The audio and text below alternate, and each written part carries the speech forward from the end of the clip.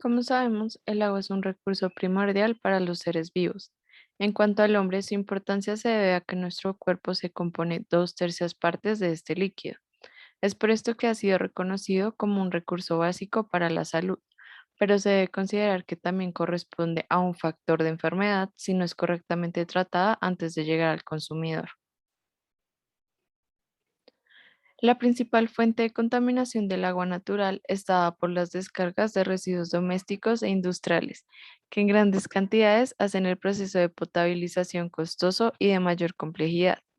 La toxicidad que el agua adquiere se debe a las sustancias con las que tiene contacto durante su recorrido, tanto sólidas, líquidas como gaseosas, que resultan en la formación de iones complejos solubles e insolubles, coloides o partículas dispersas. En aguas turbias o de color podemos tener presencia de partículas coloidales como resultado de disolución de mineral de las sustancias, erosión, descomposición de la materia orgánica, residuos de granja y aguas residuales. La remoción de estas partículas es entonces una de las problemáticas más complejas durante el tratamiento de agua por dos razones. Primero, su tamaño es inferior a una micra. Son partículas que no logran eliminarse durante el proceso de sedimentación naturalmente. Segundo, la presencia de cargas eléctricas en su superficie impide el aglutinamiento de partículas para formar flóculos que posteriormente se sedimentarían. El procedimiento más utilizado para la remoción de este tipo de partículas o partículas con características similares se compone por la coagulación-floculación, que consiste en añadir un coagulante que desestabilice las partículas cargadas, promoviendo su unión y posterior aglomeración y sedimentación. Otros métodos conocidos corresponden a la centrifugación, que es un proceso mediante el cual se logra acelerar el aglomerado de las partículas y sedimentación con ayuda de una fuerza centrífuga aplicada. Sin embargo, este proceso requiere un control en la velocidad que nos permita siempre redispersar las partículas. Por otro lado, tenemos la diálisis, que elimina los electrolitos en exceso. Este proceso permite que los iones se difundan a través de una membrana permeable a los iones, pero impermeable a las partículas coloidales. Durante este, se debe tener en cuenta que debido al flujo osmótico del solvente puede no ser tan eficaz la remoción de estas partículas. Por último, consideramos la nanofiltración, que es una modificación de la filtración donde se utilizan membranas lo suficientemente pequeñas para separar las sustancias o partículas deseadas y donde además se va a aplicar una presión que permita el paso del líquido a través de la membrana. En este caso, explicaremos esta última metodología para remover partículas de tamaños coloidales o similares durante el proceso de potabilización del agua.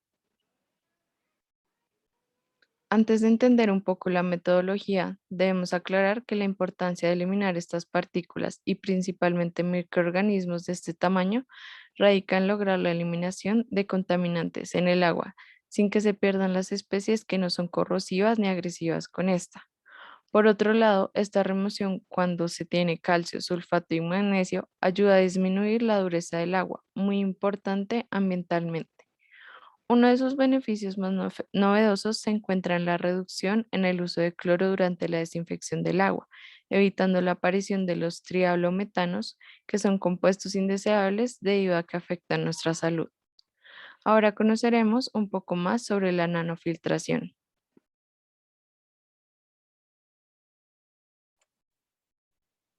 Bueno, la nanofiltración es un proceso de filtración, de separación por medio de membranas, el cual se desarrolla por medio pues, de la presión.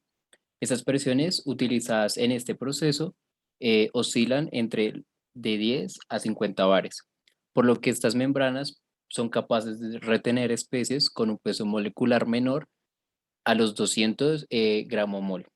Generalmente el tamaño de los poros que se utilizan en estas membranas son menores a una micra.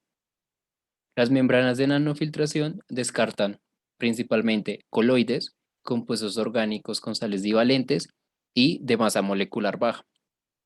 Los mecanismos característicos de este proceso son el de tamizado y el del efecto de Donan. Sus mecanismos operativos son los que controlan el transporte a través de la membrana de nanofiltración. El proceso de nanofiltración comúnmente se aplica en el tratamiento de aguas superficiales y subterráneas con el objetivo de eliminar los subproductos generados por procesos de desinfección anteriormente realizados, además de materia orgánica natural, materia orgánica sintética, tales como herbicidas o productos farmacéuticos o metales pesados.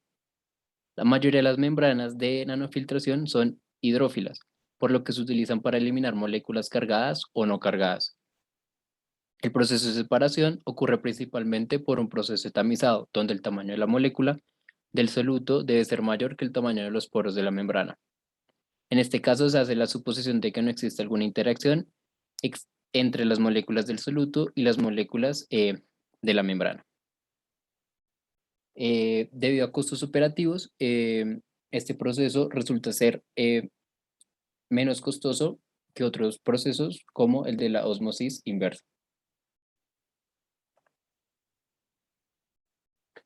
Bueno, el ejercicio de aplicación en este caso, como ya sabemos, pues el uso de la membrana de nanofiltración se utiliza para la remoción de plomo, compuesto que se encuentra en aguas residuales generadas por las industrias. La eliminación de los metales pesados mediante este proceso permite la posibilidad de reutilización o descarga del permeado y la recuperación de los metales retenidos. En este ejemplo de aplicación, el tema principal y el objetivo es la remoción del plomo, el rendimiento de las membranas para la remoción de este contaminante. Bueno, principalmente se aplicaron presiones en un rango de 10 a 50 bares. Se diseñaron varias series de condiciones en donde variaba la velocidad de flujo, las presiones, el pH, concentración de la muestra para medir la variación del rechazo del plomo. La influencia de la velocidad del flujo en el rechazo del plomo demostró que a mayor velocidad el rechazo será mayor. En conclusión, la concentración del plomo al final será menor.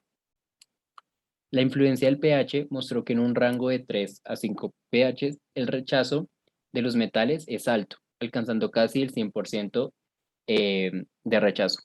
Sin embargo, aumentando el pH levemente a más de 5, se mostró una disminución en el porcentaje de rechazo.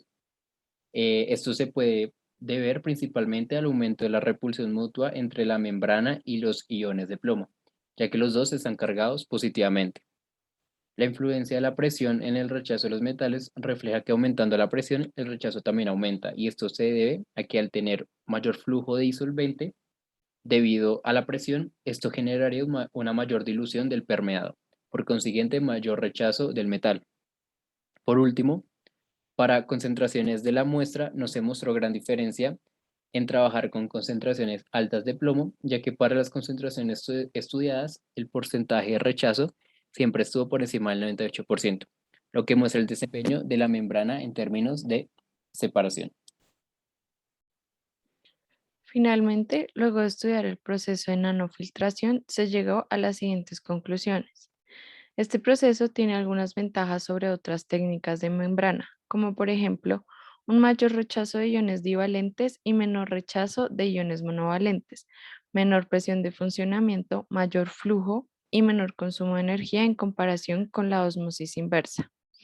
Este proceso de remoción-filtración disminuye los costos asociados al proceso de desinfección y ayuda a generar resultados de purificación del agua de manera más rápida.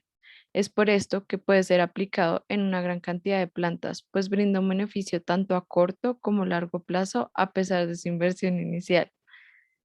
Por la disminución del uso de cloro, permite conservar por un mayor periodo de tiempo las tuberías sin generar corrosión y otras problemáticas. Además, dado que ayuda en la disminución de la dureza, permite la reutilización del agua residual, comercial e industrial. No es un proceso que muestre efectos secundarios que puedan afectar la salud, sino que es una forma de protección contra microorganismos o bacterias que no son visibles a simple vista, por lo que se convierte en un plus en los procesos de potabilización del agua.